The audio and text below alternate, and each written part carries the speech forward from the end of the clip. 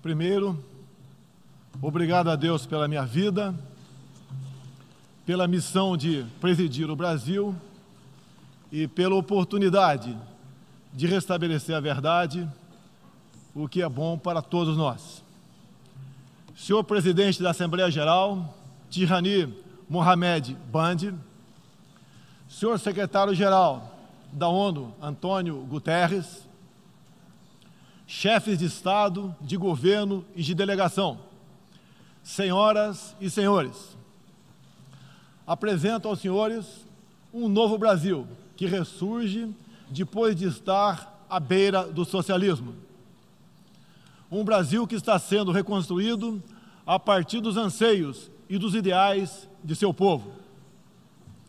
No meu governo, o Brasil vem trabalhando para reconquistar a confiança do mundo, diminuindo o desemprego, a violência e o risco para os negócios, por meio da desburocratização, da desregulamentação e, em especial, pelo exemplo. Meu país esteve muito próximo do socialismo, o que nos colocou numa situação de corrupção generalizada, grave recessão econômica, altas taxas de criminalidade e de ataques ininterruptos aos valores familiares e religiosos que formam nossas tradições. Em 2013, um acordo entre o governo petista e a ditadura cubana trouxe ao Brasil 10 mil médicos sem nenhuma comprovação profissional. Foram impedidos de trazer cônjuges e filhos. Tiveram 75% de seus salários confiscados pelo regime e foram impedidos de usufruir de direitos fundamentais como o de ir e vir. Um verdadeiro trabalho escravo, acreditem. Respaldado por entidades de direitos humanos do Brasil e da ONU. Antes mesmo de eu assumir o governo, quase 90% deles deixaram o Brasil, por ação unilateral do regime cubano. Os que decidiram ficar se submeterão à qualificação médica para exercer sua profissão. Deste modo, nosso país deixou de contribuir com a ditadura cubana, não mais enviando para Havana 300 milhões de dólares todos os anos. A história nos mostra que já nos anos 60, agentes cubanos foram enviados a diversos países para colaborar com a implementação de ditaduras. Há poucas décadas, tentaram mudar o regime brasileiro e de outros países da América Latina. Foram derrotados. Civis e militares brasileiros foram mortos e outros tantos tiveram suas reputações destruídas, mas vencemos aquela guerra e resguardamos nossa liberdade.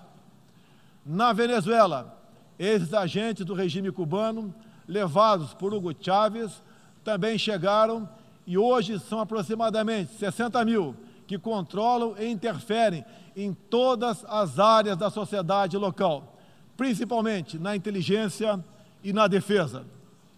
A Venezuela, outrora um país pujante e democrático, hoje experimenta a crueldade do socialismo. O socialismo está dando certo na Venezuela. Todos estão pobres e sem liberdade. O Brasil também sente os impactos da ditadura venezuelana.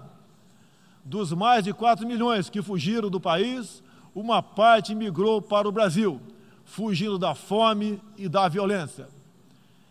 Temos feito a nossa parte para ajudá-los, através da Operação Acolhida, realizada pelo Exército Brasileiro e elogiada mundialmente. Trabalhamos com outros países, entre eles os Estados Unidos, para que a democracia seja restabelecida na Venezuela, mas também nos empenhamos duramente para que outros países da América do Sul não experimentem esse nefasto regime. O Foro de São Paulo, organização criminosa, criada em 90 por Fidel Castro, Lula e Chávez, para difundir e implementar o socialismo na América Latina, ainda continua vivo e tem que ser combatido. Senhoras e senhores, em busca de prosperidade, estamos adotando políticas que nos aproximem de países outros que se desenvolveram e consolidaram suas democracias. Não pode haver liberdade política sem que haja também liberdade econômica. E vice-versa. O livre mercado, as concessões e as privatizações já se fazem presentes hoje no Brasil.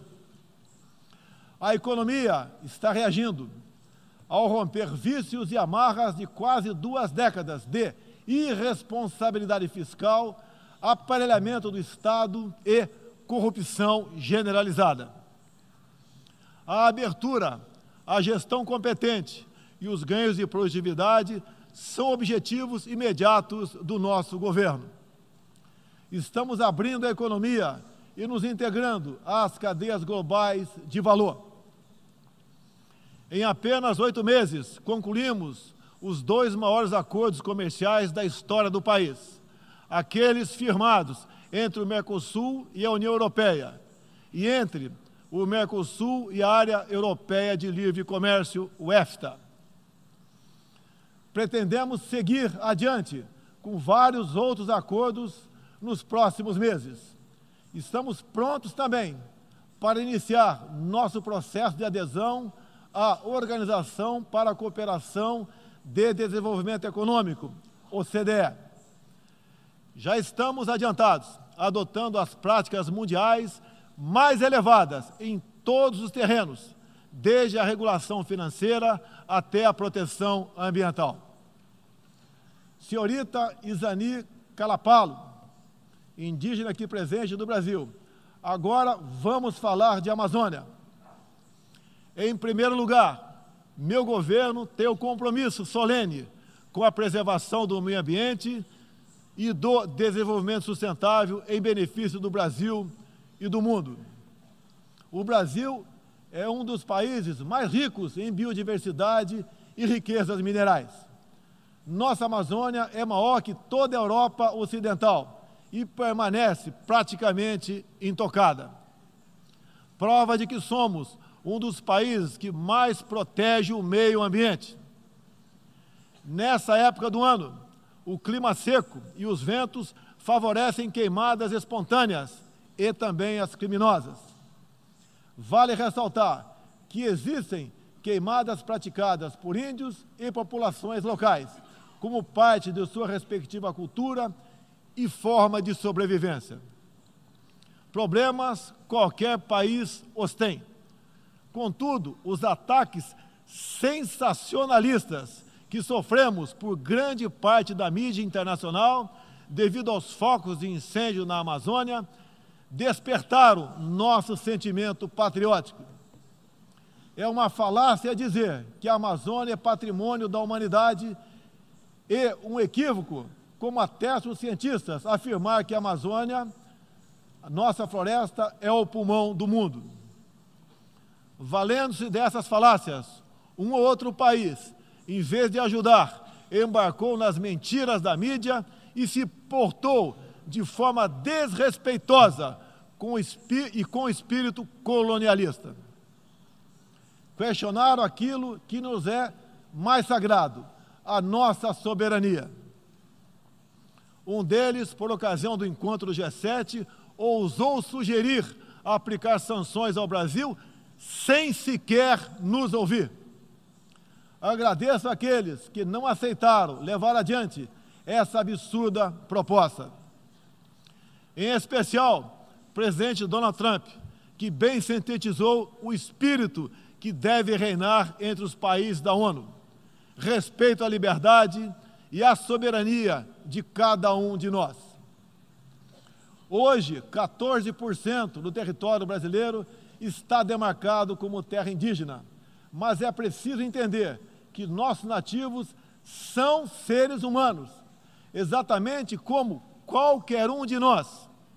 Eles querem e merecem usufruir dos mesmos direitos de que todos nós. Quero deixar claro, o Brasil não vai aumentar para 20% sua área já demarcada como terra indígena, como alguns chefes de Estado gostariam que acontecesse. Existe no Brasil 225 povos indígenas, além de referências de 70 tribos vivendo em locais isolados. Cada povo ou tribo, com seu cacique, sua cultura, suas tradições, seus costumes e, principalmente, sua forma de ver o mundo. A visão de um líder indígena não representa a de todos os índios brasileiros. Muitas vezes, alguns desses líderes, como o cacique Raoni, são usados como peça de manobra por governos estrangeiros na sua guerra informacional para avançar seus interesses na Amazônia. Infelizmente, algumas pessoas de dentro e de fora do Brasil, apoiadas por ONGs, teimam em tratar e manter nossos índios como verdadeiros homens das cavernas.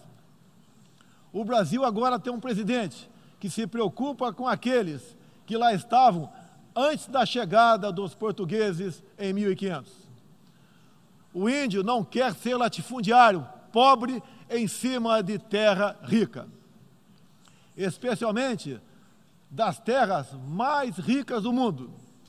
É o caso das reservas Yanomami e Raposa Serra do Sol. Nessas reservas existe grande abundância de ouro, diamante, urânio, nióbio e terras raras, entre outros. E esses territórios são enormes.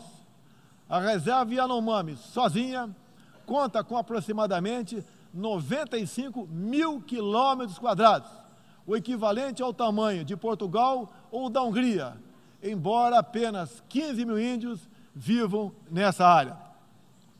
Isso demonstra que os que nos atacam não estão preocupados com o ser humano índio, mas sim com as riquezas minerais e a biodiversidade existentes nessas áreas. E para mostrar aos senhores que não existe uma autoridade única entre os índios, eu quero ler uma carta aqui de grande parte das comunidades indígenas endereçadas para os senhores. O grupo de agricultores indígenas do Brasil, formado por diversas etnias e com representantes por todas as unidades da federação, que habitam uma área de mais de 30 milhões de hectares no território brasileiro, vem respeitosamente perante a sociedade brasileira endossar apoio total e restrito à indígena Isani Calapalo, aqui presente, do Parque Indígena do Xingu, Mato Grosso, que a mesma possa, na Assembleia das Nações Unidas, em Nova York, Estados Unidos, externar toda a realidade vivida pelos povos indígenas do Brasil, bem como trazer à tona o atual quadro de mentiras propagado pela mídia nacional e internacional, que insistem em fazer dos povos indígenas do Brasil uma reserva de mercado, sem fim, atendendo interesses estrangeiros de países que ainda enxergam no Brasil uma colônia, sem regras e sem soberania.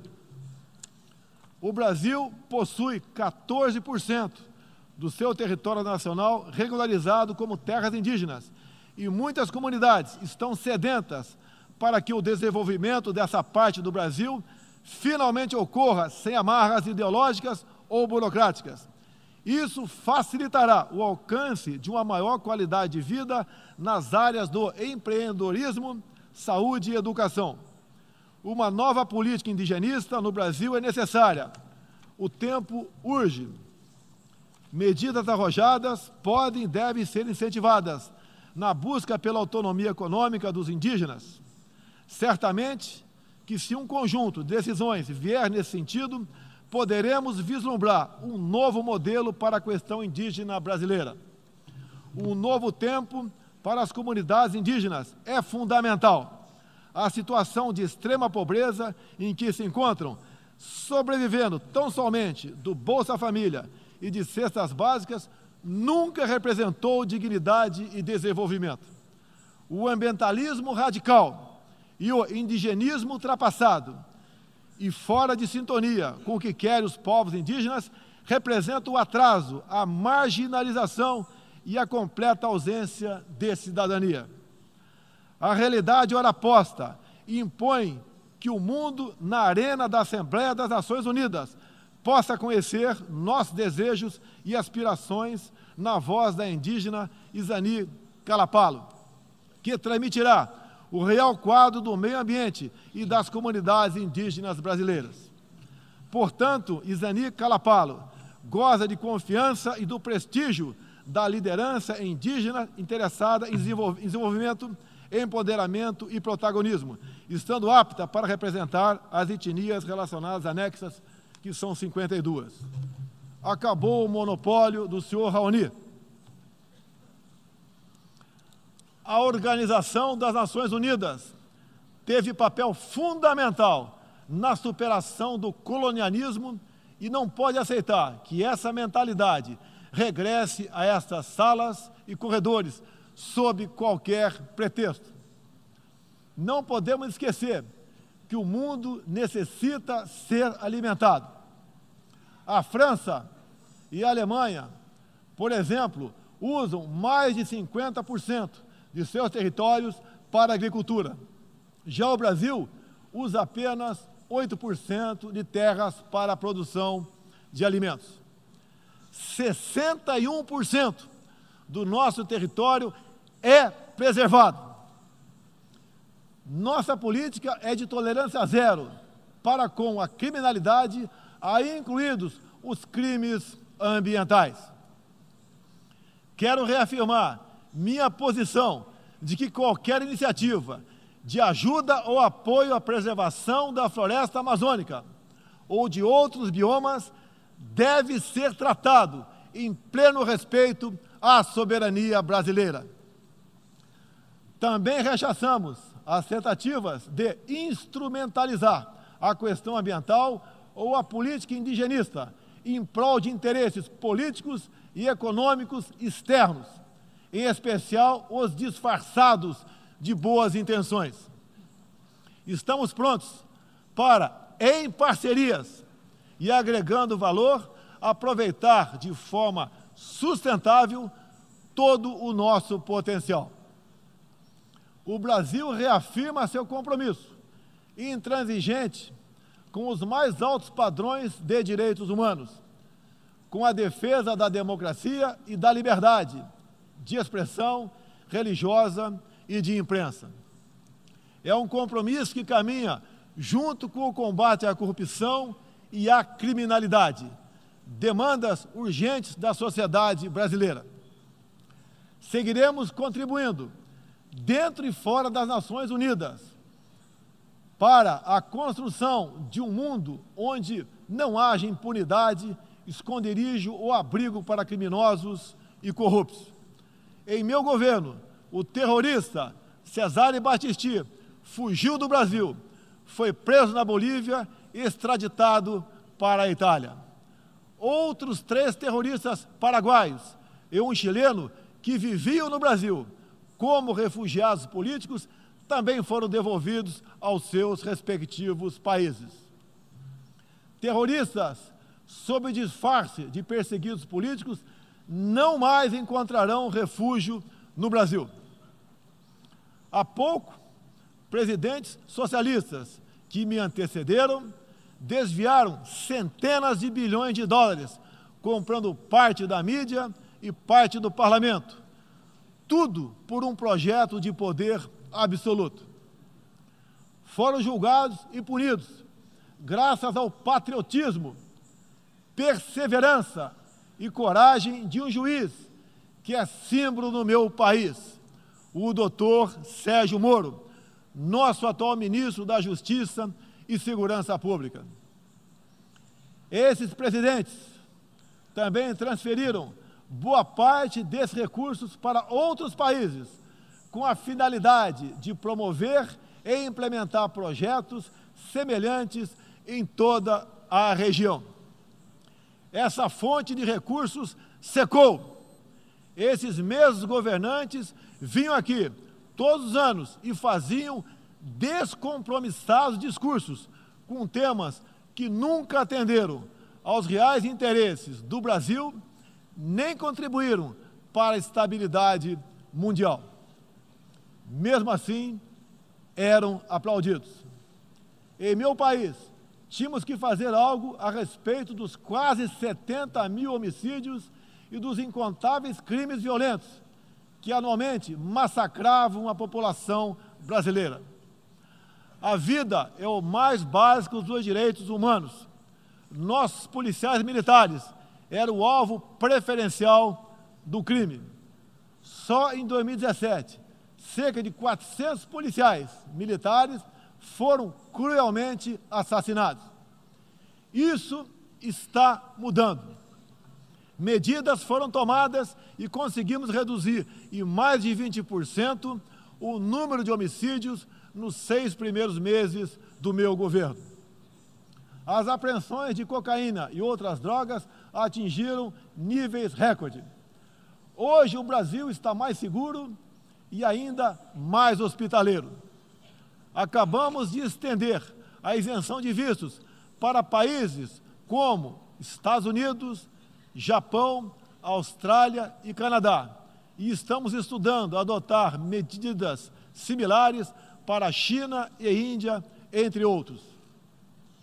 Com mais segurança e com essas facilidades, queremos que todos possam conhecer o Brasil, em especial a nossa Amazônia, com toda a sua vastidão e beleza natural. Ela não está sendo devastada e nem consumida pelo fogo, como diz mentirosamente a mídia. Cada um de vocês pode comprovar o que estou falando agora. Não deixe de conhecer o Brasil. Ele é muito diferente daquele estampado em muitos jornais e televisões. A perseguição religiosa é um flagelo que devemos combater de forma incansável.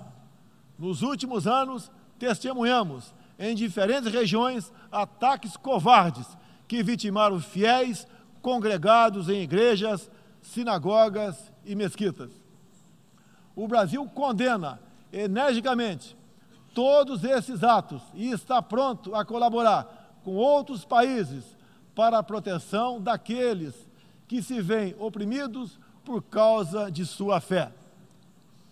Preocupam o povo brasileiro, em particular, a crescente perseguição, a discriminação e a violência contra missionários e minorias religiosas em diferentes regiões do mundo. Por isso, apoiamos a criação do Dia Internacional em memória das vítimas de atos de violência baseados em religião ou crença. Nessa data, recordaremos anualmente aqueles que sofrem as consequências nefastas da perseguição religiosa.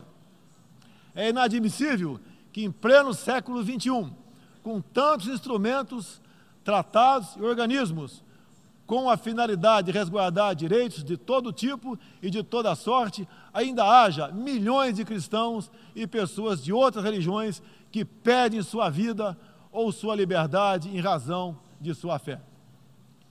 A devoção do Brasil à causa da paz se comprova pelo sólido histórico de contribuições para as missões da ONU.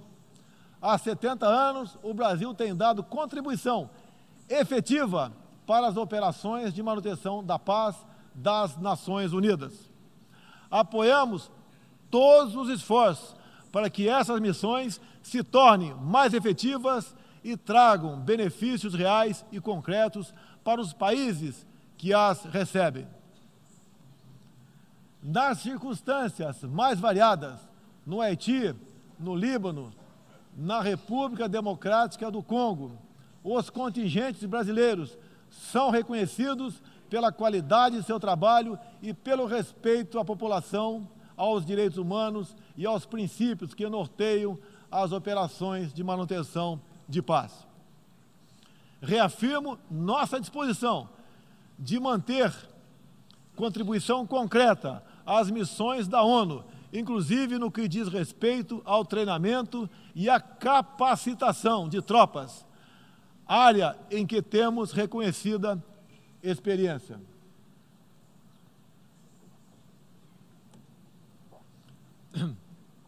Ao longo deste ano, estabelecemos uma ampla agenda internacional com o intuito de resgatar o papel do Brasil no cenário mundial e retomar as relações com importantes parceiros.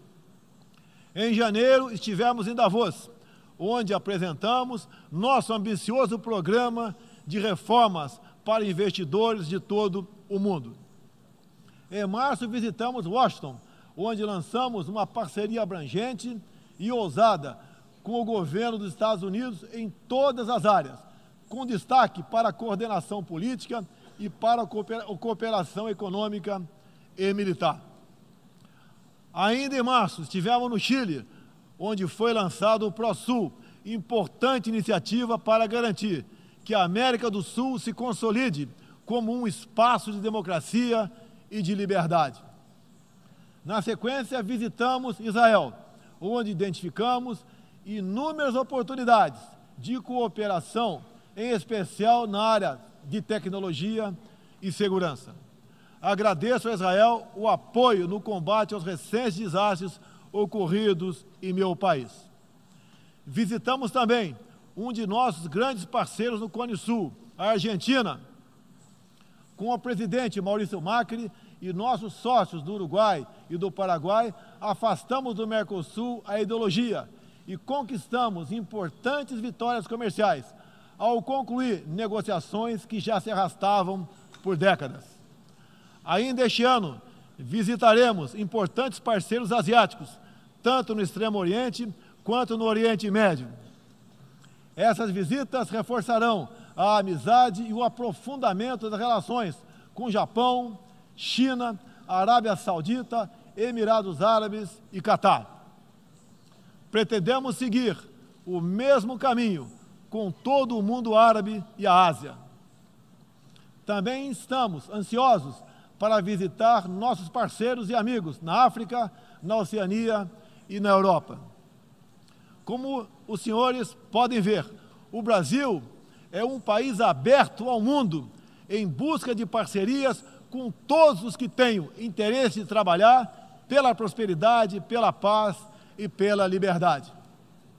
Senhoras e senhores, o Brasil que represento é um país que está se reerguendo, revigorando parcerias e reconquistando sua confiança política e econômica. Estamos preparados para assumir as responsabilidades que nos cabem no sistema internacional. Durante as últimas décadas, nos deixamos seduzir, sem perceber, por sistemas ideológicos de pensamento que não buscavam a verdade, mas o poder absoluto. A ideologia se instalou no terreno da cultura, da educação e da mídia, dominando meios de comunicação, universidades e escolas. A ideologia invadiu nossos lares para investir contra a célula máter de qualquer sociedade saudável, a família. Tento ainda destruir a inocência de nossas crianças, pervertendo até mesmo a identidade mais básica e elementar, a biológica. O politicamente correto passou a dominar o debate público para expulsar a racionalidade e substituí-la pela manipulação, pela repetição de clichês e pelas palavras de ordem. A ideologia invadiu a própria alma humana, para dela expulsar Deus e a dignidade com que Ele nos revestiu. E, com esses métodos, essa ideologia sempre deixou um rastro de morte, ignorância e miséria por onde passou. Sou prova viva disso. Fui covardemente esfaqueado por um militante de esquerda e só sobrevivi por um milagre de Deus. Mais uma vez, agradeço a Deus pela minha vida. A ONU pode ajudar a derrotar o ambiente materialista e ideológico que compromete alguns princípios básicos da dignidade humana. Essa organização foi criada para promover a paz entre nações soberanas e o progresso social com liberdade, conforme o preâmbulo de sua carta.